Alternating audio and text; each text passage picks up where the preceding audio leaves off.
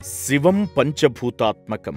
పంచభూతాల స్వరూపుడైన శివుడు లింగరూపంలో వెలసిన 5 ప్రదేశాలే పంచభూతలింగాలు. వాటిలో ఒకటి అరుణాచలం. ఇక్కడ విశిష్టత ఏంటంటే దేవుడు కొండపై కాదు, కొండే దేవుడుగా వెలసిన క్షేత్రమిది. ఇక్కడ శంకరుడు అగ్నిలింగంగా కొలువయ్యాడు. అగ్నితత్వానికి నిదర్శనంగా అరుణాచలం కొండ ఎర్రగా కనిపిస్తుంది. ఈ క్షేత్రంలో గిరి ప్రదక్షిణ చేస్తే సాక్షాత్తు పరమేశ్వరుడి చుట్టూ తిరిగినట్టే.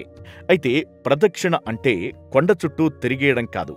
ఈ మార్గంలో చాలా ఆలయాలు, తీర్థాలు ఉన్నాయి. వాటిలో 44 ప్రధానమైన ప్రదేశాలు ఉన్నాయి. ఇవన్నీ చూసుకుంటూ గిరి ప్రదక్షిణ చేస్తే అద్భుతమైన ఫలితం పొందుతారు.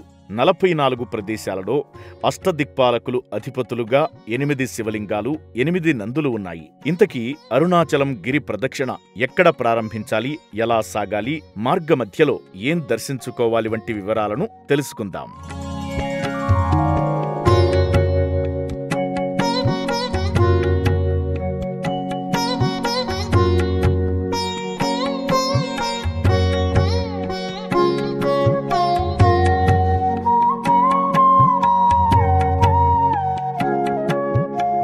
ఆలయ ప్రధాన గోపురం 2వ ప్రాకారంలో బ్రహ్మతీర్థం నుంచి గిరి ప్రదక్షిణ ప్రారంభించాలి.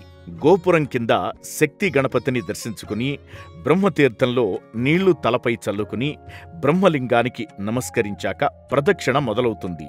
మొదటిది బ్రహ్మలింగం. గిరి ప్రదక్షిణ ప్రారంభించాల్సిన ప్రదేశమిది.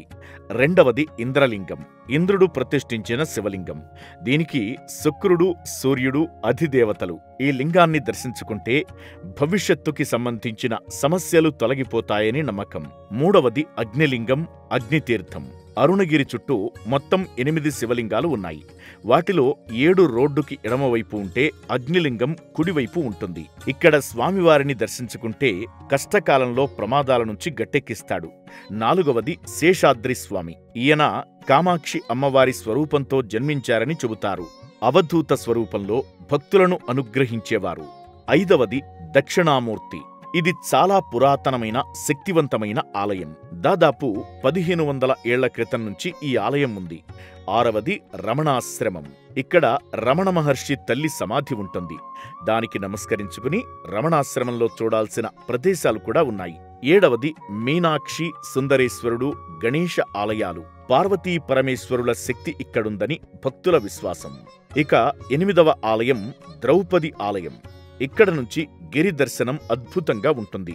జీవితంలో ఎదురు దెబ్బలు తిని విసిగిపోయిన వారికి మానసిక స్థైర్యాన్నిస్తుంది ఈ ఆలయం. 9వది యమలింగం. యముడు పూజించిన ఈ శివలింగాన్ని దర్శించుకుంటే అకాల మృత్యువు దరిచేరదు, మృత్యుభయం తొలగిపోతుంది, ఆర్థిక ఇబ్బందుల నుంచి ఉపశమనం లభిస్తుందని నమ్మకం. 10వది పృథ్వీలింగం. అరుణాచలం గిరి చుట్టూ ఉన్న 8 శివలింగాల్లో ఇదొకటి. ఇక 11వది వాలమూరి గణపతి. తొండం కుడివైపు తిరిగి ఉండే ఈ గణపయ్యను దర్శించుకుంటే అదృష్టం వరిస్తుందని నమ్మకం. 12వది దూర్వాస ఆలయం. ఇక్కడ దూర్వాసుడిని కుంతీదేవి ప్రతిష్ఠించిందని చెబుతారు. ఇక్కడున్న వేప చెట్టుకి పసుపు దారాలు కడితే సంతాన భాగ్యం కలుగుతుందని, రాళ్లు పేరిస్తే ఇల్లు కట్టుకుంటారని భక్తుల విశ్వాసం. 13వది కాట్టు శివాశ్రమం. అటవీ అధికారుల ఆధీనంలో ఉండే ఈ ప్రదేశానికి వెళ్లాలంటే అనుమతులు తీసుకోవాలి. గిరి ప్రదక్షిణలో భాగంగా ఈ ఆశ్రమాన్ని రోడ్డుపై నుంచి దర్శనం చేసుకుని వెళ్లిపోవచ్చు. ఇక 14వది అప్పునంది. పంచభూతాలకు సంబంధించిన నందుల్లో ఇది జల సంబంధ నంది. వివాదాలను సమసిపోయేలా చేసి బంధాలను వృద్ధి చేస్తుంది ఈ నంది దర్శనం. 15వది తేయునంది. ఈ నంది నుంచి చూస్తే గిరి చతుర్ముఖ దర్శనం ఉంటుంది. బ్రహ్మదేవుడు జీవుల సృష్టికి కావలసిన జ్ఞానం ఇక్కడ్నుంచి పొందారని చెబుతారు. అందుకే ఇక్కడ్నుంచి బ్రహ్మదేవుడిలా కనిపిస్తుంది గిరి. 16వది సోణతీర్థం. ఇక్కడ 2 నందులు ఉంటాయి.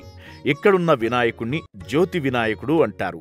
రమణ మహర్షి గిరి ప్రదక్షిణ చేసేటప్పుడు సేదదీరిన ప్రదేశమిది. ఆ మహనీయుడు కూర్చోవడం వల్ల ఈ ప్రదేశం అత్యంత ప్రశాంతంగా ఉంటుంది. 17వది నైరుతిలింగం. అష్టలింగాల్లో 4వది ఇది. రాక్షసరాజు నిరుతి నైరుతి దిక్కుకి అధిపతి ప్రతిష్ఠించిన విగ్రహమిది. ఈ క్షేత్రానికి అధిపతి రాహువు. ఇక్కడ స్వామిని దర్శించుకుంటే దుష్టగ్రహ బాధలు తొలగిపోయి కీర్తి ప్రతిష్టలు వస్తాయి. 18వ నందిముఖ దర్శనం. ఇక్కడ్నుంచి గిరివైపు చూస్తే నందిముఖంలా కనిపిస్తుంది. 19వది ఎదిర్నేర్ అన్నామలై. సరిగ్గా ఇది గిరికి వెనక వైపు ఉంటుంది.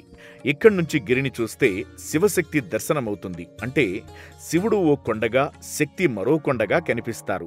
20వది ఆకాశనంది. పంచభూతాల్లో భాగంగా ఉండే నందుల్లో 4వది ఆకాశనంది. 21వది పళని అండవార్ ఆలయం. కుమారస్వామి ఇక్కడ తపస్సు చేసి స్వయంభూగా వెలిశాడని చెబుతారు. అందుకే ఈ ప్రదేశం అత్యంత శక్తివంతమైనది. 22వది రాజరాజేశ్వరి ఆలయం. ఇది చిన్న ఆలయమే, కానీ మహాశక్తివంతమైన ఆలయం. ఇక్కడి నుంచి కొండను చూస్తే పార్వతీదేవి కొండ మాత్రమే కనిపిస్తుంది.